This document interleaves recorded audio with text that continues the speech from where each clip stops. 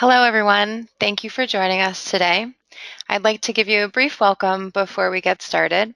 I'm Maya Lanevsky, the Events and Outreach Manager here at the Center for Contemplative Mind and Society with the Association for Contemplative Mind in Higher Education. The ACMHE is a multidisciplinary academic association with a membership of over 700 educators, staff, students, and researchers committed to the transformation of higher education through contemplative methods. The ACMHE is an initiative of the Center for Contemplative Mind and Society. I'd like to welcome you to our June 2018 Contemplative Education webinar, Lessons from the Off-Ramp with Renee Hill. I'd like to give you a little background about our presenter. Renee Hill is an associate professor of philosophy and interim chair of the Department of History and Philosophy at Virginia State University in Pittsburgh, Virginia. A longtime meditator, she has taught courses on the philosophy of compassion and the philosophy of peace, both of which have contemplative practices heavily interwoven throughout, as well as standalone courses solely focused on contemplative practices. She has also infused contemplative practices in her other philosophy courses, been a contemplative practice fellow, and attended summer courses and conferences sponsored by the C-Mind and ACMHE over the last 20 years. Beginning fall 2016, Hill became the director of the Oasis, a mindfulness center on campus which offers a space for meditation, mindfulness, reflection, and contemplative movement. We are extremely excited to have you with us here today. Renee, welcome. Hello. Thank you so much for that lovely introduction, Maya. Although I have to say it's Richmond, Virginia, not Pittsburgh, although it'd be probably a lot more fun to be from Pittsburgh. But thank you. I really want to welcome everyone who tuned into this webinar today. I'm very, very excited about spending the next hour or so with you. Thank you. So I end each of my classes with having everyone be present. So if we could just take a moment to be all present as we are connected here through the internet. So it means you kind of like let your body get quiet and kind of let go of all the things that you've been doing all morning at lunchtime. Just let it go. Let your body be quiet. Focus for a moment on your breath. And recognize that right now, just at this moment, everything is okay.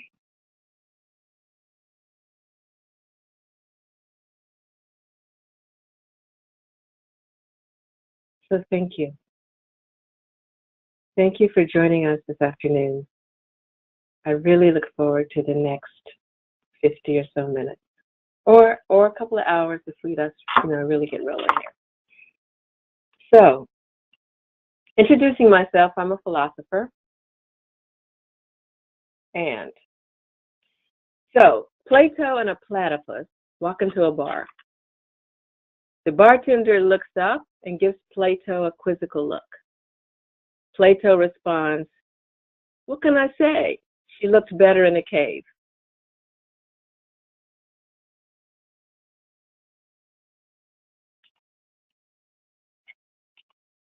Now you're right. That was a really sucky joke.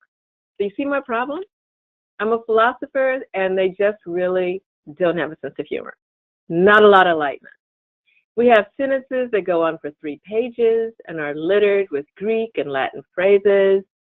A posteriori, come on, seriously? Mutatis mutandis, come on. I got into philosophy because I thought it was going to be talking about the great questions of life. And I found out that instead we were wrestling with argument and counter-argument and could spend like 3 hours with a word. I mean, really look at these guys. Do they look like they're a lot of fun? I mean, actually, I think they could, drink you under the table, but they were probably really, miserable, depressing drunks. So I went back to get my doctorate when kind of midlife because I was bored. And I thought we would be wrestling in class with questions like what is truth and the meaning of life. And instead, we went through endless arguments and counter arguments. And when I became a teacher, I kind of, taught the way I had been taught. My students really looked forward to philosophy of religion. I teach at an historically Black university. Most of my students are religious. Most of my students are Baptist.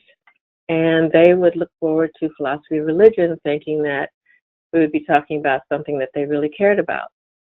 And so when I would go through all these arguments for and against the existence of God and counter arguments to the arguments for and against the existence of God and the counter to the counter to the counter arguments, by the end of it, they were just lying on the floor. And I also was really distressed because this really wasn't what I signed on for. And so at that time, my husband and a colleague, a friend of ours, we applied to be fellows with, I think it was the Association for Contemplative Mindfulness Society at that time. And so anyway, we applied to be fellows and we got the fellowship. And so we taught this course on contemplative practices. And it was a standalone course. It was in the summer. And my friend and colleague, who was a choreographer, taught yoga and movement. And we read and we meditated. We made a mantra. I mean, it was just a wonderful class. I had a lovely time. And so the practice was that at the end of the school year, ACMHE would bring all of the fellows from around the country together for a weekend. And so we all came together and we're hanging out. It's like, whoop, whoop, very fun. And then we're talking, and people start talking about how they are using contemplative practices in their regular classes. And I couldn't believe it. I was like, what? They allow this? I mean, this is okay? And it was the first time I even considered bringing my practices. I've been meditating for like 40 years or so. I know, I'm only 41, just so you know. I started when I was 1. The idea of bringing contemplative practices into the classroom was something that never crossed my mind. And so I started doing that, and I started going to the conferences that ACMHE had and the summer workshops so that I could revamp my syllabi, and all of a sudden, a whole new world opened up. And I got re-energized and interested in teaching philosophy again, but it was from a completely different point of view. So backing up, I would like to walk with you through some of the things that I considered as I was revamping my courses. And this meant so much to me, and I really am happy to be able to share this with you. So first off, what do you think is the purpose of education?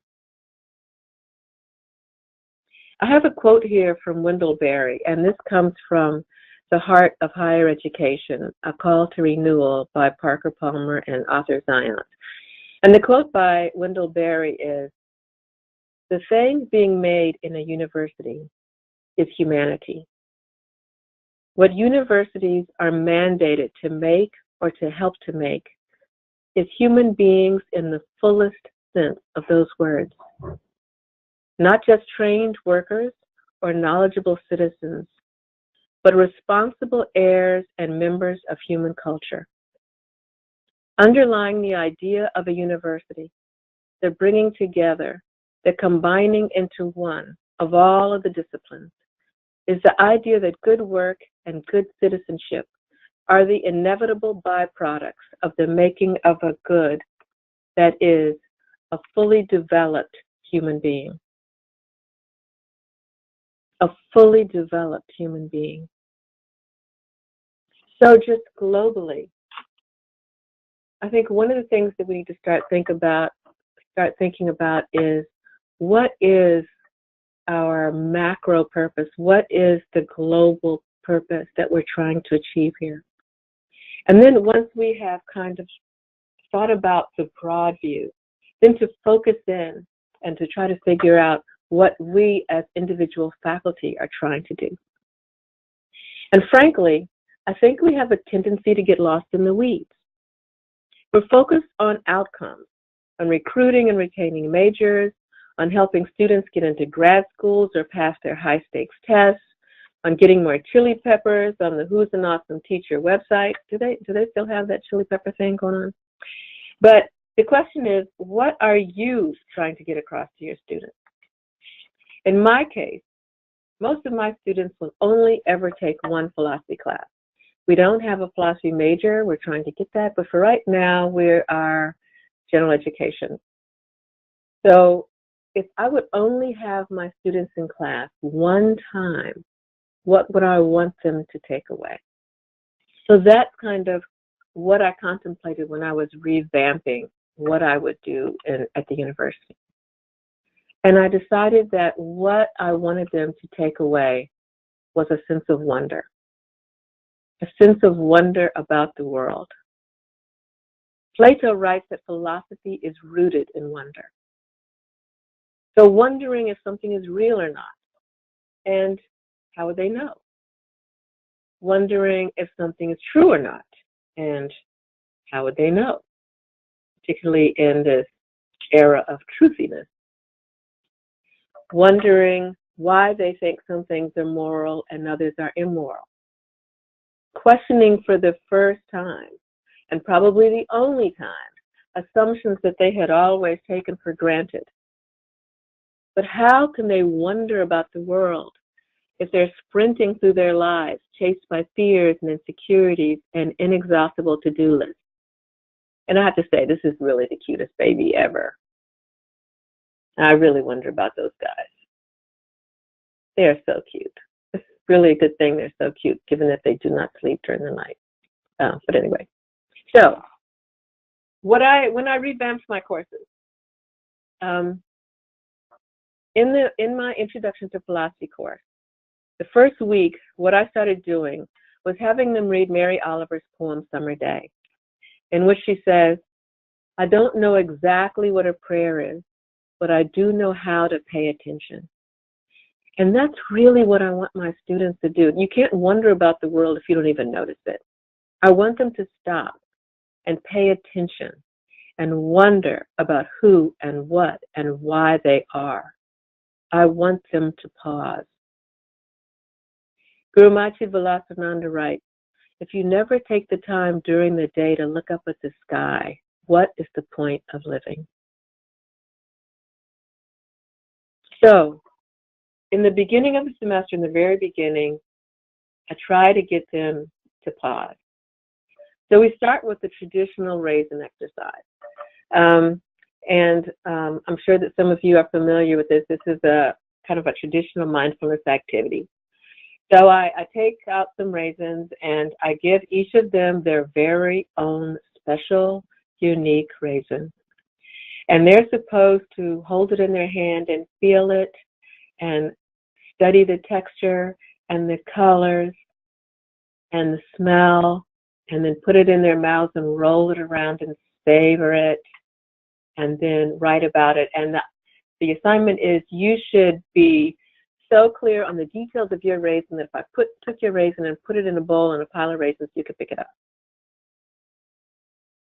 I have to admit, I do get complaints about this. Some people are like, I'm allergic to raisins, yada, yada. They smell like old people. Nevertheless, we do this every semester. So they're supposed to go from that, to expand from that to a homework assignment where they are supposed to eat 2 meals mindfully. And that means that they have to sit by themselves, look at their food, notice the color and the smell and the texture, take their time chewing it, feeling it in their mouth before they swallow it. Now, some of them complain about this and say that they thought the cafeteria food was bad when they were snarking it down. Now that they're actually noticing it, it's really annoying. Nevertheless, this is the assignment, and then they have to journal about it. And then I also ask them to spend 10 minutes in silence by themselves and then journal about that. So for both of the assignments, some students learn to love them and some students hate it. but it's important for them to at least try to stop and notice what they're doing and what's going on around them. So I think it's really, really important for us to think about what the essence is of our courses and what we want to really get across to our students. I mean, and if you think about that, what is the golden kernel of your courses?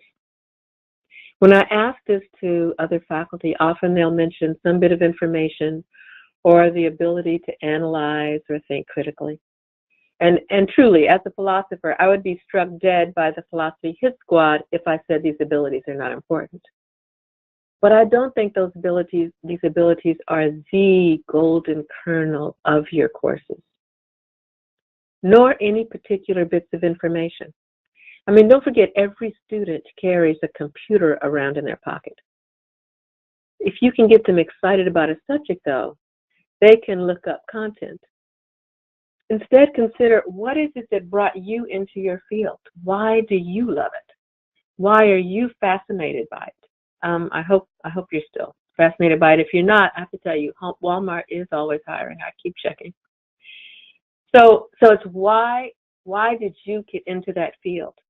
And then, how can you organize your classes so that at the beginning of each unit or chapter or article, you are doing something with them designed to spark that same fascination, that same love, that same sense of wonder about your subject that inspired you many years and dollars of student debt ago. So the idea is to consciously impart your love of your subject to your students. That's what it's all about. It's not about coverage.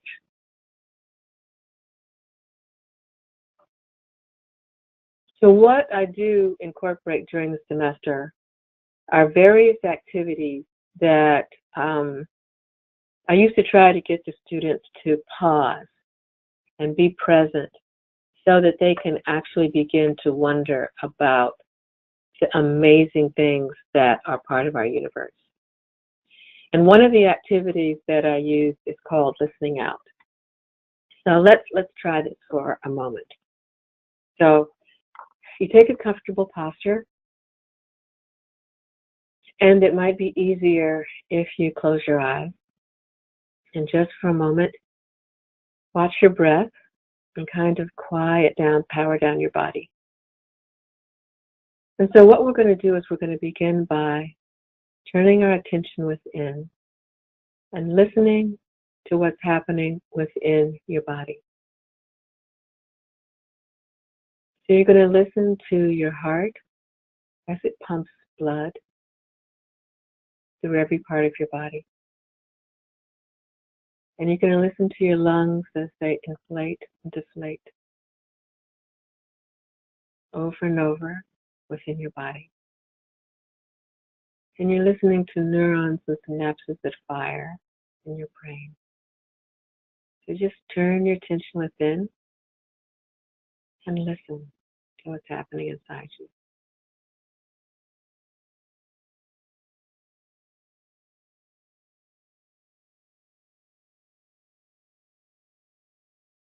And then we're going to broaden our attention to what's happening in our room, the room where we are now.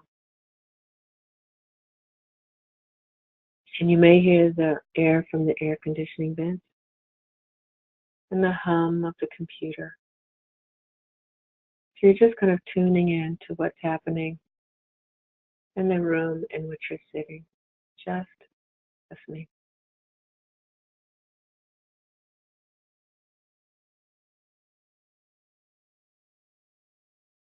And then you broaden your awareness to what's happening in the building outside of your room.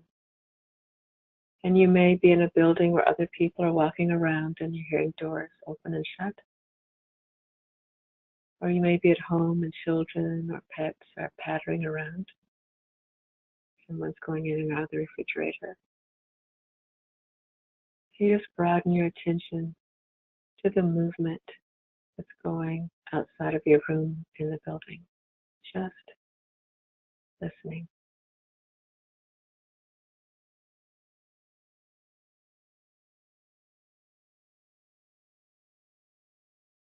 And then listening further outside of the building where you are. So what's going on just outside your building? And someone may be cutting grass, or a car may be rolling by. A plane may be going overhead, or wind may be blowing through the trees. And so you're listening to what's happening just in your neighborhood around the building where you are.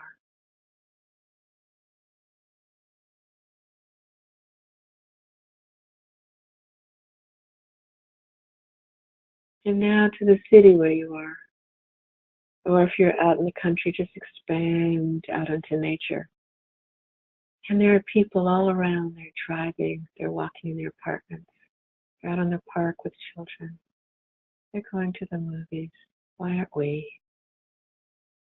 People's lives busy. Listening to them as they move about,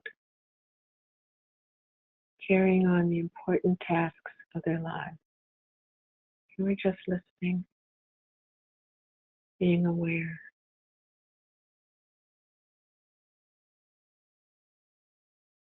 And let's expand one more time, taking in the whole country, where people are in different time zones, doing different things, people of all religions and ethnicities, all kinds of people, young and old, tired and energetic, going through their lives, working and playing.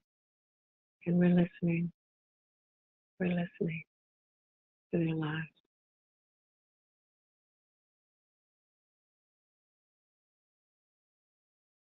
And now let's pull all that we've heard, all that energy, let's pull it back. From across the country to the city, around our building. We're going to pull all of that energy, all of that back, pull it all inside us. For maintaining the relationships that we have built with all of those people with whom we've been connected. We're all connected, all interrelated. We're all together.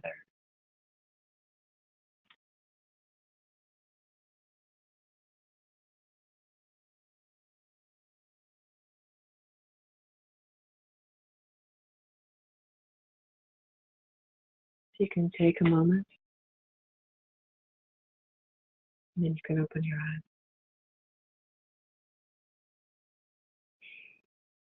Listening out. An activity that we can do with our students to help them to be aware. So one of the things that I discovered was really important was how we open and close our classes.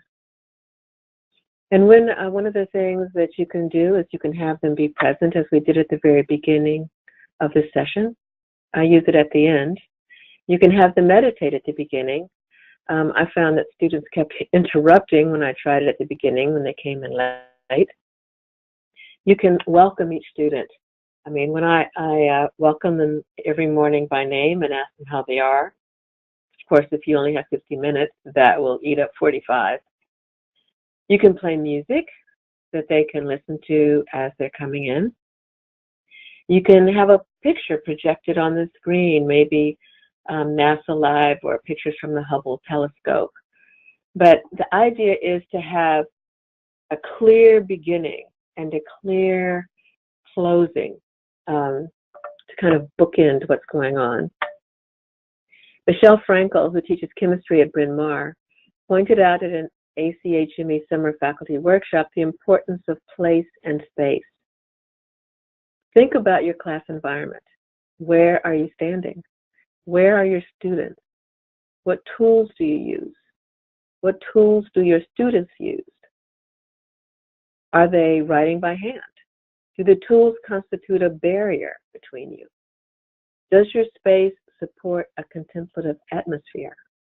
How do you enter when you come into the class? Do you run in with papers like dripping through your fingers and your hair on fire?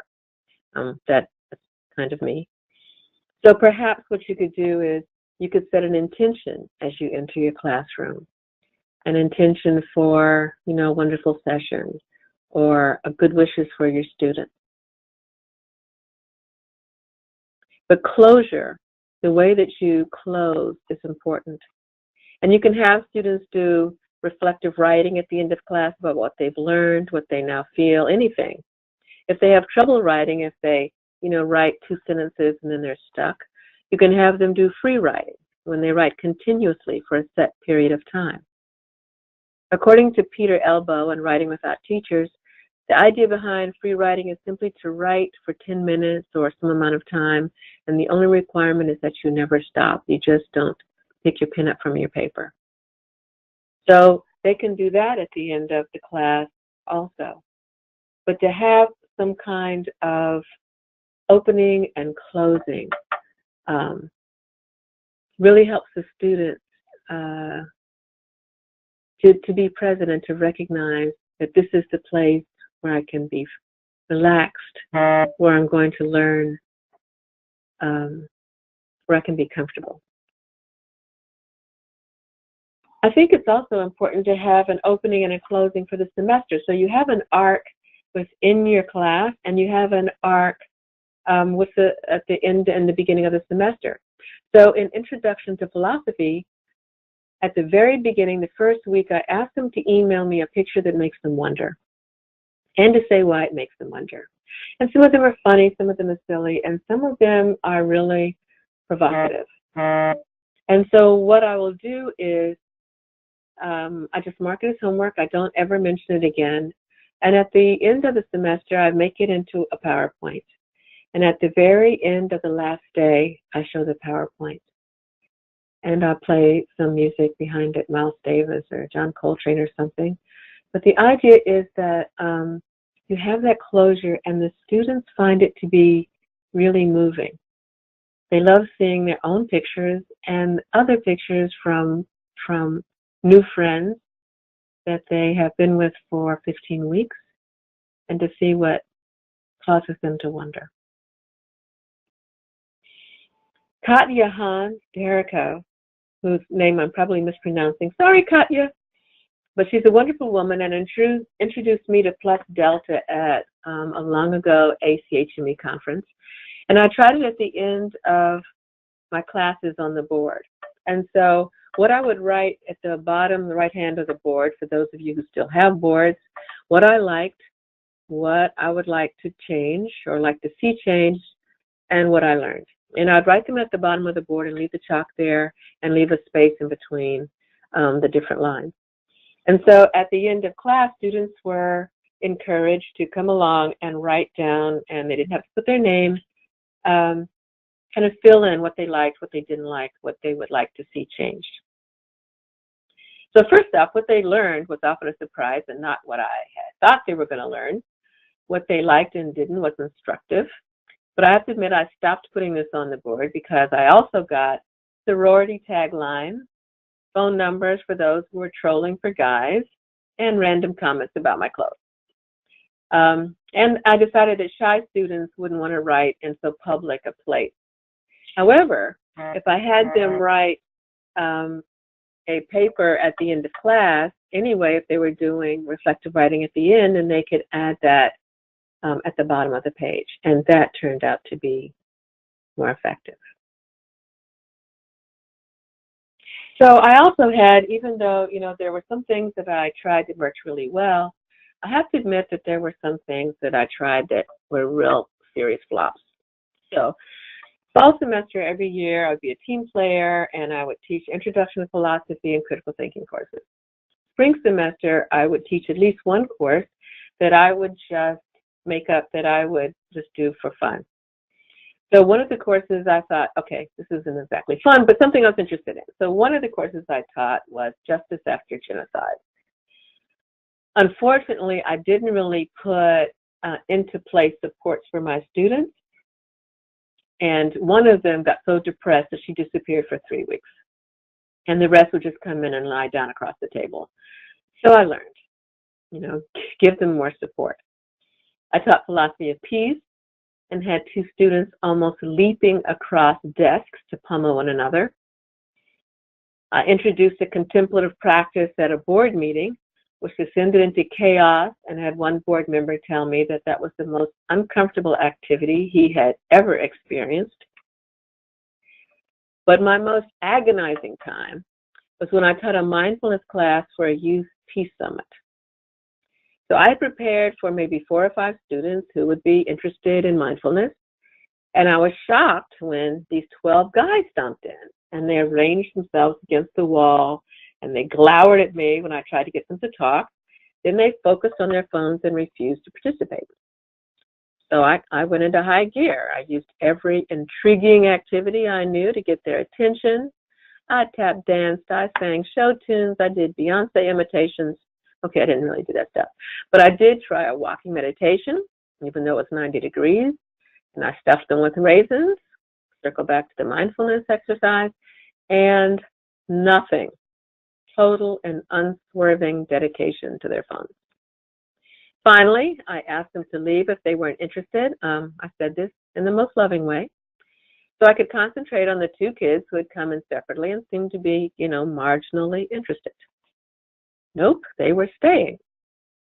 I have never experienced 90 minutes that long in my life, and that includes an elementary school band concert. Of course I let them out early. It was only later that I found out that their parole officer had made them come. So yeah. However, in terms of general contemplative practices being familiar to people, we have come a long way. In the very beginning, when I was introducing these into my classes, I had a student who was afraid to close her eyes because then demons would enter her body. So, yeah. So let's just take a moment to kind of cleanse ourselves of those stories. So just a couple seconds of turning within. So let's take a comfortable posture and let your body be straight and your shoulders wide so that you can breathe more easily. If you'd like, you can close your eyes. Take a deep breath in and a long breath.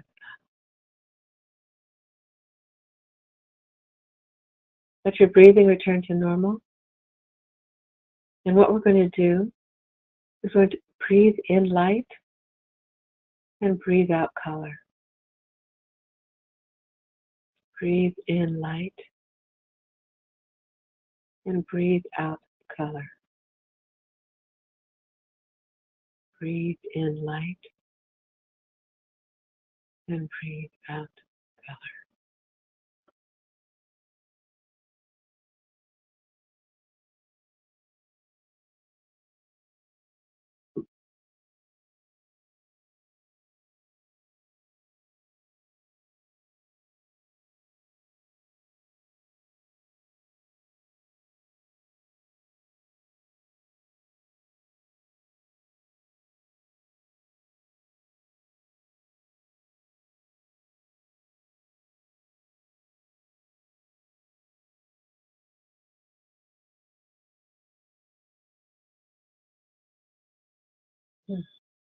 Take a deep breath in and a long breath out. And take your time when you're ready. If your eyes are closed, you can open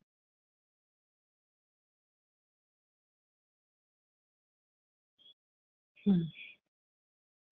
So there are activities I've used in my classes to try to get the students to see the world in new ways, to help them to be present and to build compassion. Part of my job is to help them see that much of our interpretation of the world is a function of societal and cultural conditioning. Brad Grant, Dean of Architecture at Howard University, talked about seeing versus looking. He talks about seeing as awareness, acknowledgement, knowledge. Think of the movie Avatar, I See You. I hope you've seen that. Tune into pop culture. Brad talks about even holding class in complete darkness, lecturing while in complete darkness. I don't even want to think about what I would see when I turn those lights back on. Brad describes 7 attitudes for drawing as meditation: non-judging, patience, beginner's mind, trust, non-striving, acceptance, and letting go. Of course, these could be applied to any activity. But what he leads us through is an activity that he calls negative space. And so when I do this with my class, I give them all a blank sheet of paper and a pencil. And I pile up a bunch of junk in the front of class. And I ask them to draw not the objects, but the space between the objects. And so this really isn't a very good picture. I couldn't really find something that I really wanted. But the idea is that if you were drawing this and you were doing the negative space activity, you would not be drawing the trees, but rather the space in between the trees and the space in between the leaves. And the whole point of this, of course, is to shift your perception from the way that you usually perceive the world, to kind of kick you into beginner's mind. So it's a wonderful thing to try to do with your students. Another activity that I've used this when I taught the philosophy of compassion, is an activity called Speak Out. And what you do in Speak Out is you brainstorm a list of oppressed groups who are the targets of stereotyping. And we put those on the wall. And then you put 2 chairs in the middle of the classroom and they're facing one another. I sit in one. And then I ask one of my students to come and sit in the other or get a volunteer. And the idea is you ask them to represent a group with which they might have difficulty, a group that they misunderstand or hold some stereotypes about. So, and then I'll ask these questions that you see on the screen. So perhaps the group that we're talking about now are transgender folks. So I'll say, what group do you represent? And they'll say, trans folks. And I'll say, all right then, so what do you like about being trans? What is hard about being trans? What do you like about others who are trans? What do you dislike about others who are trans? What are you tired of hearing said about or having done to members of this group? And how can people who are not trans be allies or help? And then we'll have them go back to the class and we'll repeat it with a different person. And so the conversation afterwards is about how it felt to be a listener and how it felt to be a speaker. And depending on what they said, there may be some teachable moments. But in general, what I have found is that it does cause a bit of a shift when you have to ask the question, what are you tired of hearing said about or done to members of this group? And how can people who are not trans be allies or help? And in this time, when we are so very polarized and we stand on different sides of fences and just lob grenades at one another, it seems like a really important,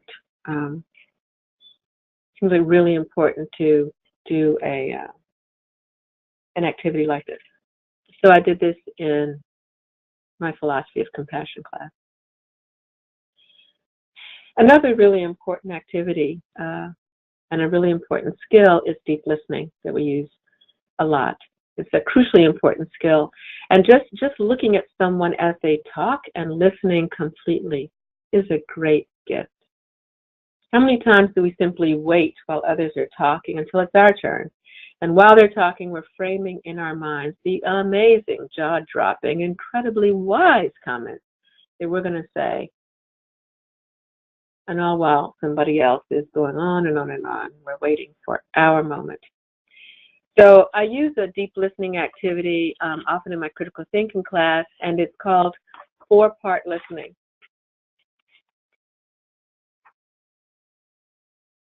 So the directions are you divide your class into fours.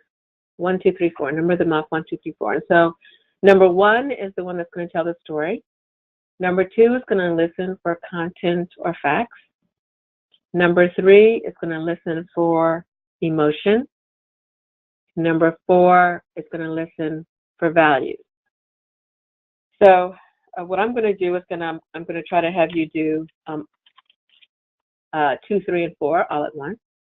So you're going to listen for this story so that you would be able to tell it back with details. And you cannot take notes. You have to listen. And at the same time, you're listening for what are the emotional threads going through this? What are the emotions that are revealed in the story? And what are the underlying values? Okay, so here's the story. My grandson, Jaden, had to do a science project. So he and his friend Colton decided that the project that they were going to do would be to test various liquids on plants. So we went to Lowe's and we bought 5 kale plants. And they decided that they were going to water these kale plants, one with water, one with salt water, one with orange juice, one with apple juice, and one with milk. They're very psyched about this. They thought this up, as you can tell, by themselves. So the first thing that happened was the one that was watered with milk began to stink over the next few days. And then the others, the orange juice, started getting brown spots and not looking very happy. So finally, it was time for them to take the science project back to school. And they were, and the day before, the one that had been watered with apple juice developed gnats. Where do those come from, by the way? So it had a cloud of gnats. So Jaden was distraught on the way to class because he was worried about what would happen when he brought this plant in with gnats. And sure enough, the teacher took points off because the plant had gnats. On the day of the science fair, however, all the family showed up and stood in front, and Colton stood in front of their project and explained to us what the hypothesis, the conclusion, the dependent and independent variables were, and they were really happy that we had come. Okay, I'm giving away emotions. They stood in front of their display and showed the project. Okay, so very quickly recount the story out loud there.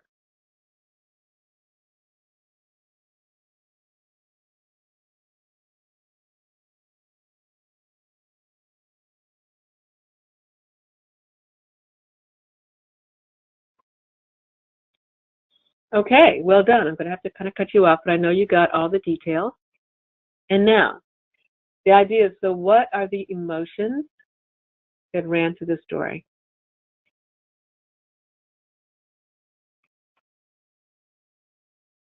And what are the values?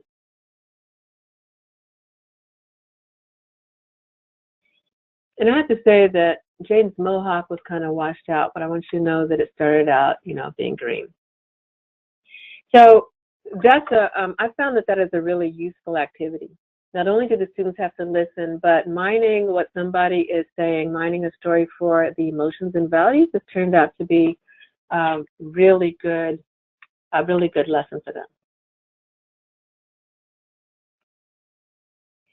In the Philosophy of Compassion class, I also asked the students to commit random acts of kindness for a week and keep a journal about them. The next week, they were to notice random acts of kindness that others offered to them and journal about those. A few of the students were surprised at the number of acts of kindness which they received. We don't notice them, they're kind of lost in the background. They also said that they felt better when they tried to be kind to others. And it is wonderful. I mean, noticing it and giving is just, it really helps to bring those things into awareness. And according to Dr. Keltner, recognizing positive acts around us enhances our quality of life. So I was doing all these contemplative practices in my classes, but eventually I felt that I wanted to offer more. I had a student whose mother committed suicide last year just before Thanksgiving. And the year before, the boyfriend of one of my students was stabbed to death over winter break. So I opened the Oasis. I wanted to give my students more than 2 minute meditations, the moments of quiet that we experienced in class. I just felt like I wanted to give them more. My original vision of the Oasis was kind of like an ashram on campus that we would all tippy-toe in and sit in the dark and meditate and then tippy-toe out, and it would be this like dark, quiet sanctuary. Okay, so that changed pretty quickly. What happened was we had a tea tray that we opened up. Oh, I see that she has pop there also. But there's always a cup of tea that you can have. You can have herbal tea. We had a table that had coloring and contemplative journaling prompts. There are meditation pillows scattered around the room. And we offer classes that my students developed themselves. So there was a spoken word, words from the heart class, contemplative journaling class that they led, listening ear when you could talk about anything in complete confidentiality, meaning of life conversation, which was a spin-off of the listening ear, but the students wanted it to be a little deeper. Qigong that some of my students led themselves at lunchtime, and a yoga class that we would have come in. We didn't have much of a budget, so everything was kind of on the fly. We couldn't afford a weekly Tai Chi teacher, but we did have Tai Chi on the front lawn that we offered at the beginning and the end of the semester. And I really had wonderful students, many of whom had become intrigued by contemplative practices in my classes, and they signed up to be student hosts in the Oasis. Next year will be our third year of the Oasis, and although I don't know who's going to take over after I leave, I retire next week, I'm trying not to stress about the fact that there's nobody that I know that's taking over it. At least it will have been there for 2 years. So in conclusion, I feel that having your own practice is crucial. Even if you never consciously do any contemplative practices in your class, the fruits of your practice will inform your relationships with your students, your colleagues, and yourself. You'll be more patient, more compassionate, and more present. On the other hand, just doing classroom contemplative practices dry, without any inner work behind them, can result in, just turn within, damn it. So here's my teaching philosophy. Contemplate the essence of what you want to get across to the students. In your 15-week stroll with your students, what is the crucial message that you want them to take away? Secondly, it is not that serious. I know it's blasphemy, but as important as we think our disciplines, our classes, our course content is, it's just not that serious. None of this stuff came down from Mount Sinai or was whispered to us from a burning bush. We take ourselves and our profession way too seriously. Lighten up. All of this is ephemeral. Will it really matter in 100 years? What your students may remember most about your class is that you smiled at them when they were depressed. And finally, what are you modeling? You know the statistics about how little students remember of class content right after the class is over, and how much less they remember a year later. They are not going to remember the steps, the cosmological argument for God's existence. But what they may pick up from me is a love for words and ideas, a curiosity about the world, a suspension of belief about things that I think I know, a sense of amazement and gratitude about our existence. From the Wahoo Jing, verse 23 by Lao Tzu, I have this in my office. The highest truth cannot be put into words. Therefore, the greatest teacher has nothing to say. He simply gives himself in service and never worries. Thank you. Thank you so much for sharing your work with us, Renee. I was I hope that you felt my little chuckles coming through the interwebs at all of your good humor. That was really, really great to listen to. So at this point, I'd like to invite everyone to type in your questions. We're just going to give you a few minutes. I know that a few have already come in, and I want to make sure we get to those, but others who have not, please submit those now. I'll give you a minute or two in silence, and then we'll pick back up and start reading some questions out loud. Thank you, Maya.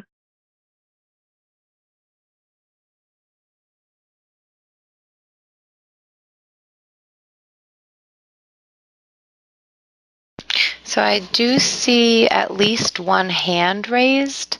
And instead of raising your hand, if you could actually type your question into the question box, that's how we'll be able to share that.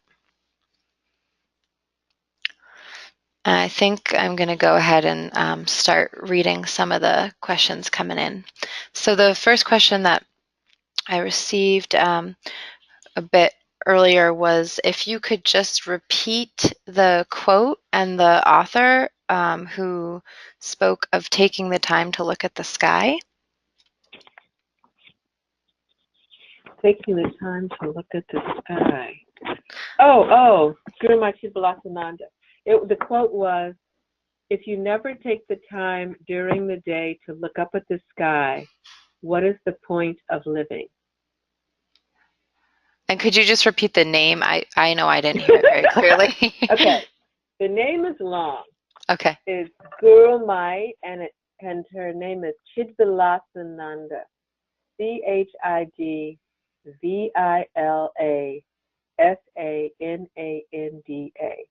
Chidvilasananda.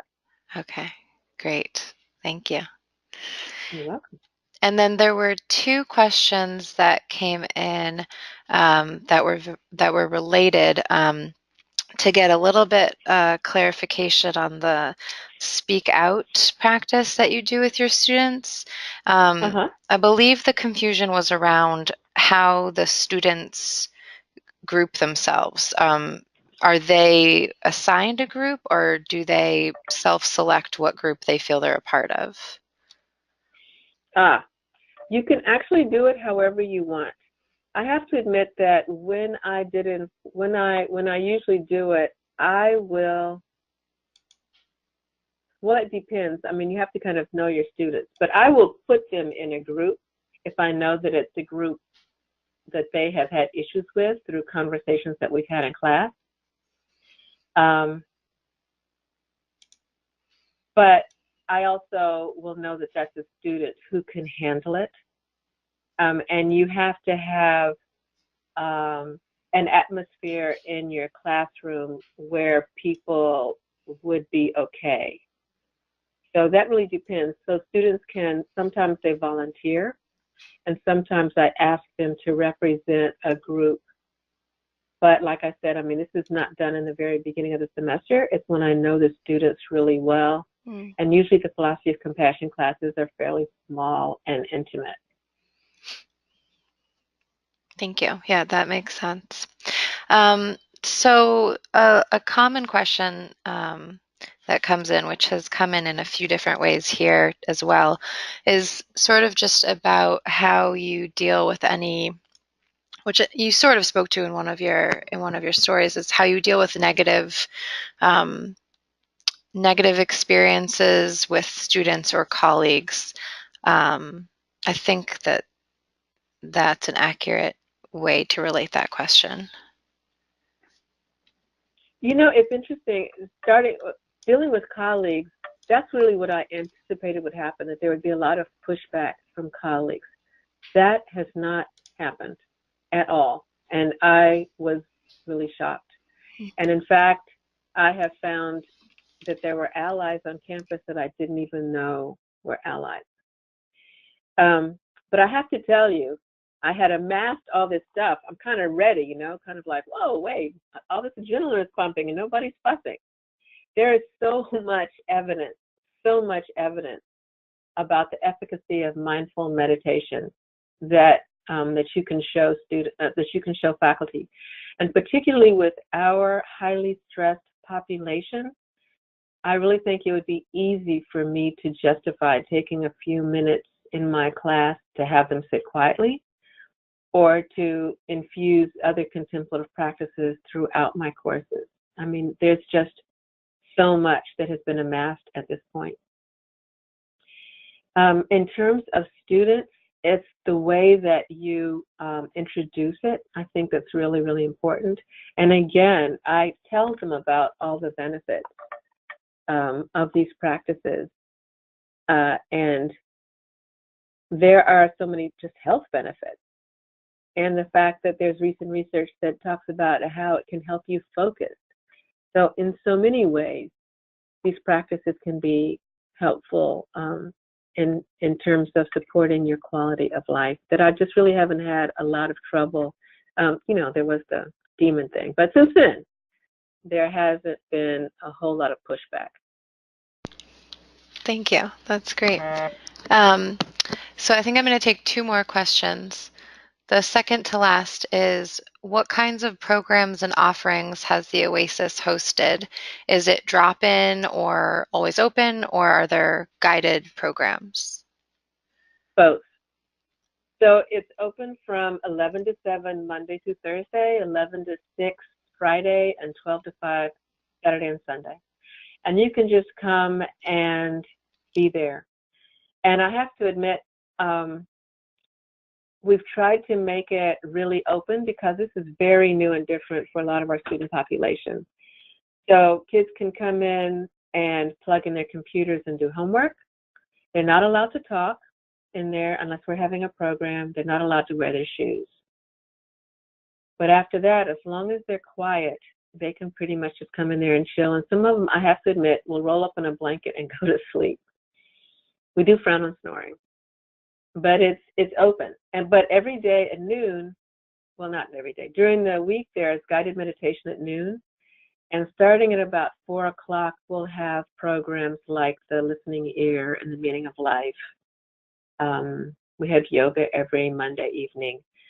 So mostly it's just open for drop-in, but we do have programs scheduled throughout the week. Great. Thank you. So the last question, I'm seeing two people asking sort of similar questions, and they're again related to the Oasis Center, sort of asking how you got approval and like if approval for the center, and if you ran into any issues with opening that, and if there was institutional support, how you did that, how you went about that. I have to admit that I anticipated that when I floated this idea that I would be laughed out of the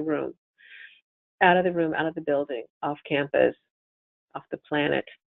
And so I went to the Dean of Students with my proposal, and she jumped on it.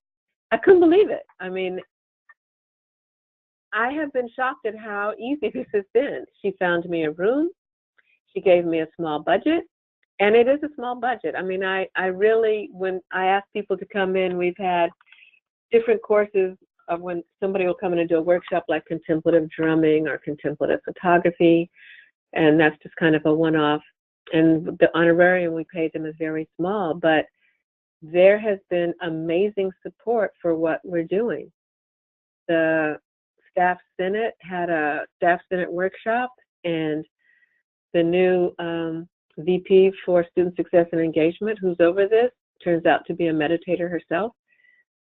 You know what? I would say try it. I would. It's a little. Be careful about representing it from a spiritual or religious point of view, which is a controversial issue that we don't have time to talk about right now. But you may be surprised at how open people are to this nowadays. I mean, come on, guys. They sell yoga mats in Walmart. Let's be real. So I would just say try it. develop it and try it, and you may really be surprised at how many people have some kind of contemplative practice already. Thanks, Renee. I think that's the perfect note to end on. So I just want to thank you again and for sharing your work with us, and thank you to everyone who attended today. I want to remind you a few little things. The webinar has been recorded, will be available on the website soon. Our webinars are made possible by your support, and so we invite you to make a donation and check out our webinar archive at contemplativemind.org.